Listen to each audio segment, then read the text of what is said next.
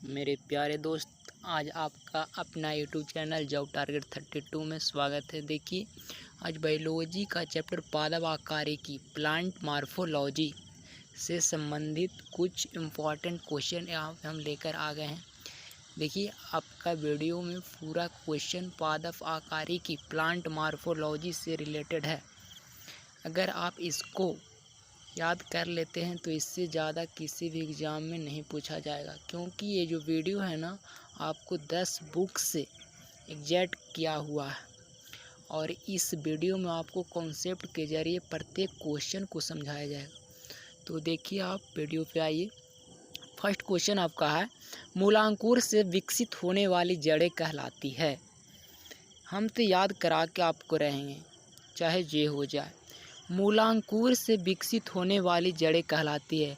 मुँह से मूलांकुर, मुँह से मूसला जड़, दोनों मुँह से आ रहा है ना, तो कॉन्सेप्ट के जरिए आप मार दीजिए ऑप्शन नंबर वी, मूसला जड़। मूलांकुर से विकसित होने वाली जड़ें क्या कहलाती है? मूसला जड़। क्या कहलाती है? मूसला जड़। चलिए, सेकंड क्वेश्चन है आपका, मूलांकुर के अतिरिक्त, उसका विपरीत है, मूलांकुर के अतिरिक्त पौधे के किसी भी भाग से विकसित होने वाली जड़ें कहलाती है। तो क्या मारिएगा? जखनी मूलांकुर था उससे होने वाली जड़ें पूछ रहा था, आपको उससे विपरीत पूछ रहा है, दैट मीन्स अतिरिक्त यानी दूसरा। तो क्या हो जाएगा आपका राइट आंसर? यहाँ पे आपको हो जाएगा अपस्थानिक मूल। मूलांकुर के अतिरिक्त पौधे के किसी भी भाग से विकसित होने वाली जड़ी अपस्थानिक जड़ कहलाती है, यानी अपस्थानिक मूल। देखिए, नेक्स्ट क्वेश्चन आपका, डहेलिया की जड़ें होती है। अगर आप इसका आंसर जानते हैं तो कमेंट बॉक्स में बोलिए।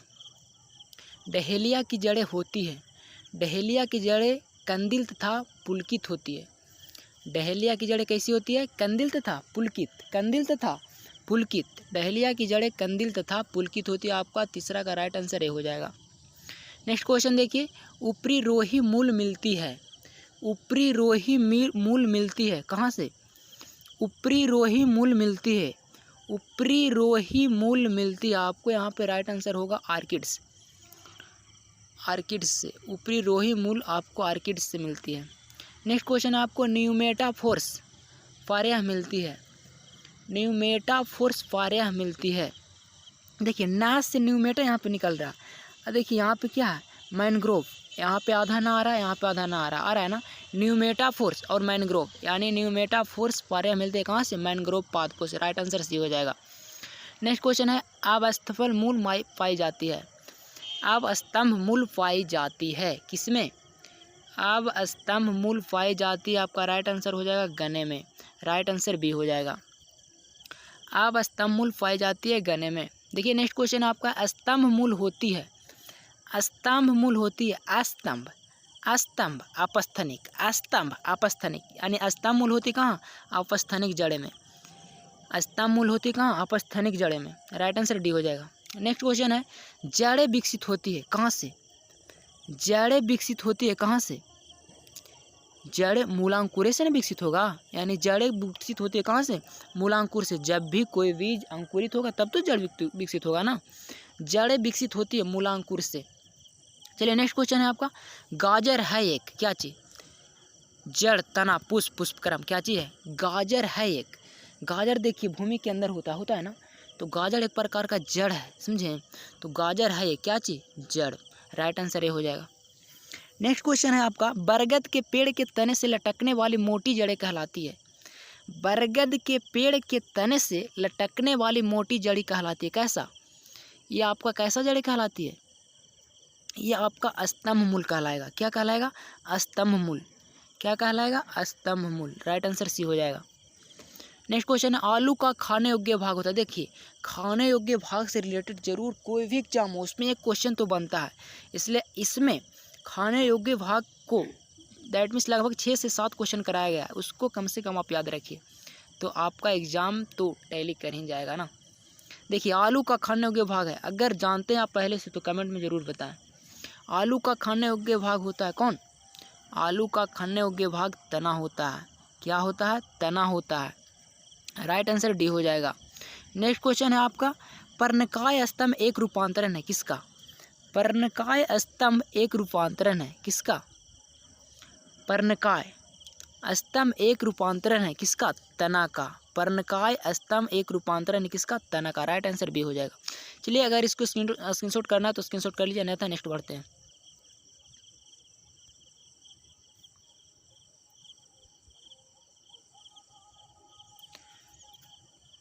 देखिए नेक्स्ट क्वेश्चन आपका है, नागफनी में प्रकाश संश्लेषी कार्य होता है किसके द्वारा? नागफनी में प्रकाश संश्लेषी कार्य होता है किसके द्वारा? पर्णकाय स्तंभ के द्वारा। किसके द्वारा? पर्णकाय स्तंभ के द्वारा। नागफनी में प्रकाश संश्लेषी कार्य होता है किसके द्वारा? पर्णकाय स्तंभ के द्वारा। किसके द्वारा? पर्णकाय स्तंभ के द्वारा। नागफनी में प्रकाश संश्लेषी कार्य होता है पर्णकाय स्तंभ के द्वारा। चलिए नेक्स्ट क्वेश्चन है, आलू भूमिगत रूपांतरित तना होता है। आलू भूमिगत रूपांतरित तना होता है जिससे कहा जाता है, क्या कहा जाता है जी? आलू। आलू 2 वर्ड के तो अक्षरे हैं, तो 2 वर्ड के अक्षर कौन ऑप्शन में लग रहा है आपको? कंद लग रहा है। हमारी सटा के आंसर कंद। आलू भूमिगत रूपांतरित तना होता है जिसे कहा जाता है, क्या कहा जाता है जी? कंद। क्या कहा जाता है? कंद। यानी 2 वर्ड का आलू, 2 वर्ड का कंद। चलिए नेक्स्ट क्वेश्चन आपका है, हल्दी के पौधे का खाने योग्य भाग है। हल्दी के पौधे का खाने योग्य भाग होता है। हल्दी के पौधे का खाने योग्य भाग परकंद होता है। राइट आंसर बी हो जाएगा। हल्दी के पौधे का खाने योग्य भाग परकंद होता है। चलिए नेक्स्ट क्वेश्चन है, अदरक है। अदरक एक प्रकार का क्या है जी?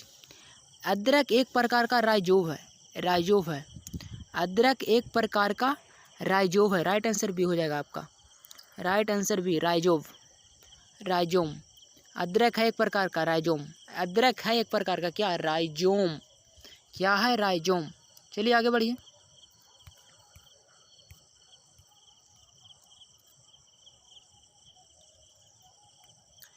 देखिए अगला क्वेश्चन है, प्याज परिवर्तित रूप है किसका? प्याज परिवर्तित रूप है। प्याज तने का परिवर्तित रूप है। आपका राइट आंसर ए हो जाएगा। प्याज परिवर्तित रूप है। आपका राइट आंसर ए हो जाएगा, तने का। प्याज परिवर्तित रूप है। राइट आंसर आपका ए हो जाएगा, तने का। क्या? तने का। प्याज परिवर्तित रूप है, तने का।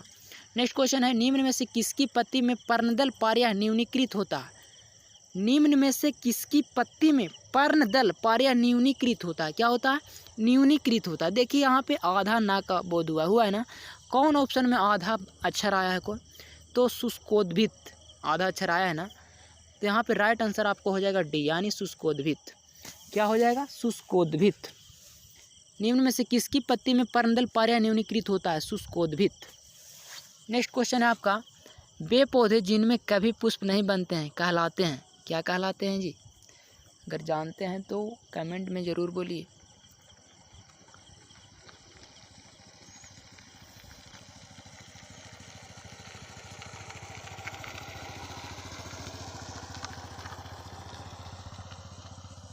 क्या होगा? वे पौधे जिनमें कभी पुष्प नहीं बनते हैं कहलाता है, क्या कहलाता है जी? क्रिप्टोगेम्स कहलाता है। क्या कहलाता है? क्रिप्टोगेम्स। राइट आंसर सी हो जाएगा आपका, क्रिप्टोगेम्स। वे पौधे जिनमें कभी पुष्प नहीं बनता है क्रिप्टोगेम्स कहलाता है। चलिए नेक्स्ट क्वेश्चन आपका, संसार का सबसे बड़ा पुष्प उत्पन्न होता है। संसार का सबसे बड़ा पुष्प उत्पन्न होता है किसमें होता है? आपको रैफ्लेशिया में होता है। संसार का सबसे बड़ा पुष्प रैफ्लेशिया में होता है, रैफ्लेशिया द्वारा। राइट आंसर भी हो जाएगा। चलिए नेक्स्ट क्वेश्चन है, फूलगोभी का खाने योग्य भाग होता है। घर में आप सब्जी बनाते हैं ना फूलगोभी का, तो आप कौन सा भाग उसका खाते हैं? पता है? नहीं ना पता है। सभी इंसान घर में उसका यूज करता है लेकिन उसको पता नहीं रहता है। तो आइए जानिए, फूलगोभी का खाने योग्य भाग होता है क्या? पुष्पकर्म। क्या? पुष्पकर्म। उसके फूल को हम खाते हैं, क्या? पुष्पकर्म। राइट आंसर डी हो जाएगा। नेक्स्ट क्वेश्चन है, जीवन चक्र की दृष्टि से पौधे का सबसे महत्वपूर्ण अंग है। जीवन चक्र की दृष्टि से पौधे का सबसे महत्वपूर्ण अंग है। देखिए जीवन चक्र दैट मीन्स लाइफ साइकिल किसके द्वारा संभव है? तो लाइफ साइकिल जो आपको है पुष्प से ही ना फल बनेगा जी, यानी यहाँ पे राइट आंसर आपको हो जाएगा क्या? पुष्प। राइट आंसर ये हो जाएगा। जीवन चक्र की दृष्टि से पौधे का सबसे महत्वपूर्ण क्या है? पुष्प। चलिए नेक्स्ट क्वेश्चन है, पराग कोश से वर्तिकार्ग तक पराग का स्थानांतरण क्या कहलाता है? पराग कोश से वर्तिकार्ग तक पराग का स्थानांतरण परागकण कहलाता है। पराग का स्थानांतरण क्या कहलाता है? परागकण। राइट आंसर बी हो जाएगा। चलिए नेक्स्ट क्वेश्चन है आपका, एनीमोफिली परागन होता है। एनीमोफिली परागन होता है किसमें? एनीमोफिली परागण होता है। एनीमोफिली परागण आपको वायु के द्वारा होता है। एनीमोफिली वायु के द्वारा, राइट आंसर सी हो जाएगा।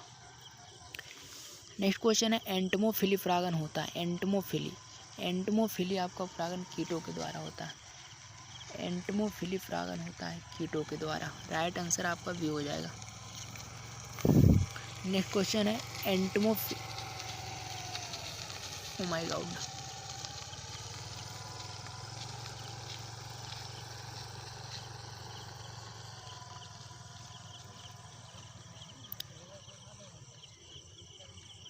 चलिए देखिए नेक्स्ट क्वेश्चन।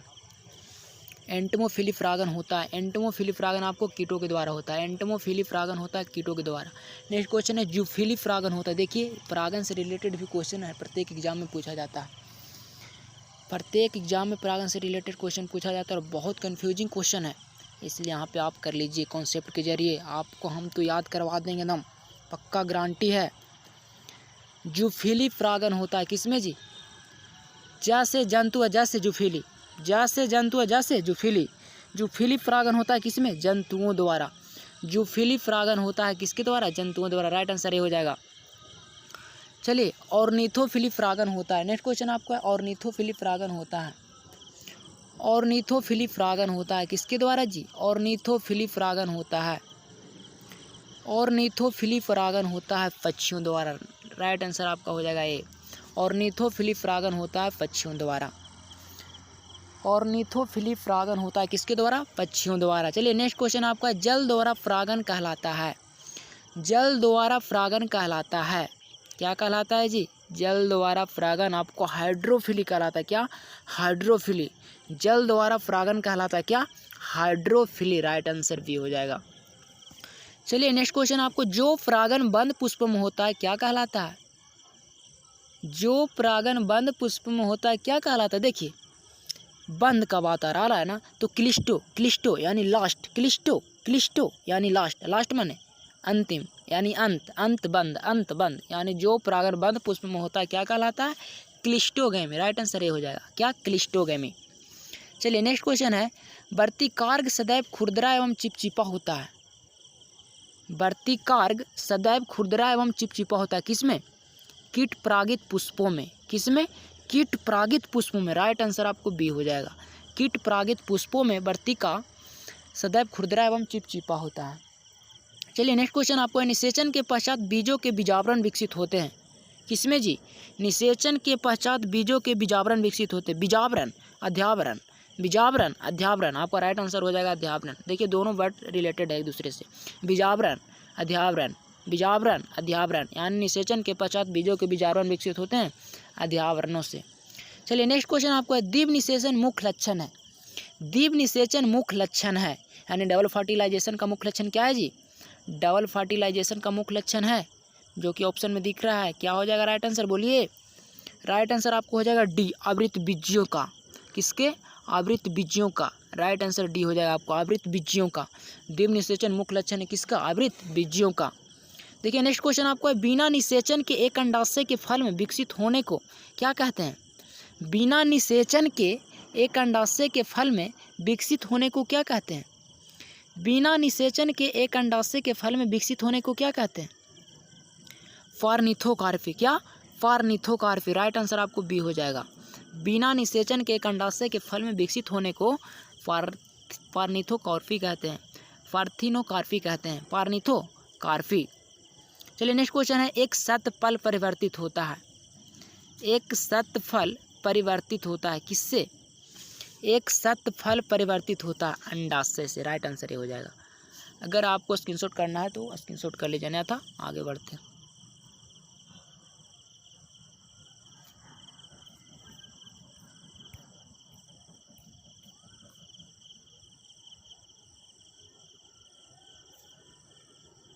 चलिए देखिए यहाँ पे नेक्स्ट क्वेश्चन है निम्न में से कौन सा एक असत फल है? जब आपको क्वेश्चन समझ में नहीं आया ना तो 2 से 3 बार क्वेश्चन को रिवाइज मारिए, अपने आप माइंड जो है ना गूगल यूट्यूब जैसा एक मेमोरी है, वो कुछ देरी में रिसर्च लेता है। जैसे आपको एमबी में स्पीड देता है ना नेट, उसी तरह से माइंड भी स्पीड देता है, कभी फास्ट तो कभी स्लो। इस प्रकार 2 से 3 बार क्वेश्चन को पढ़िए, अपने आप माइंड जो है रिसर्च करके आंसर निकाल लेगा और आप उसी को रख दीजिएगा। चलिए क्वेश्चन आपका है, निम्न में से कौन सा एक असत फल है? असत फल का उदाहरण क्या है? सेब। और ये बहुत इंपॉर्टेंट क्वेश्चन है। निम्न में से कौन सा एक असत फल है? सेब। चलिए नेक्स्ट क्वेश्चन है, नारियल तथा आम के फल होते हैं। नारियल तथा आम के फल होते हैं, कैसा होता है जी? डुप होता है। क्या? डुप। राइट आंसर आपका सी हो जाएगा। राइट आंसर सी हो जाएगा। नारियल तथा आम के फल होते हैं डुप।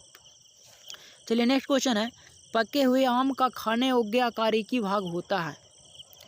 पके हुए आम के खाने योग्य आकारिकी भाग होता है।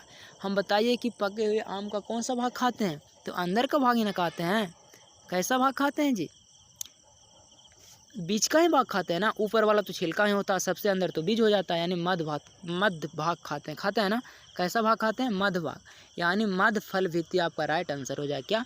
मध्य फल वित्ती, वी आंसर हो जाएगा। चलिए नेक्स्ट क्वेश्चन है आपका, नेक्स्ट क्वेश्चन है आपका, नारियल का खाने योग्य भाग होता है। नारियल का खाने योग्य भाग होता है कौन जी? नारियल के खाने योग्य भाग भ्रूणपोष होता है। क्या? भ्रूणपोष। राइट आंसर भी हो जाएगा। नारियल का खाने योग्य भाग होता है कौन? भ्रूणपोष। नेक्स्ट क्वेश्चन देखिए, लीची फल का खाने योग्य भाग होता है। लीची एरिल, लीची एरिल। देखिए इसमें ला रहा है, इसमें भी ला रहा है ना। लीची फल का खाने योग्य भाग होता है कैसा? एरिल। लीची एरिल। लीची फल का खाने योग्य भाग होता है कैसा? एरिल। राइट आंसर भी हो जाएगा। है ना कमाल की बात। देखिए नेक्स्ट क्वेश्चन आपको है, सेब एवं नाशपाती में खाने योग्य भाग होता है। सेब एवं नाशपाती में खाने योग्य भाग होता है। सेब एवं नाशपाती में खाने योग्य भाग होता है। देखिए आपका राइट आंसर हो जाएगा मांसल पुष्पासन। क्या? मांसल पुष्पासन।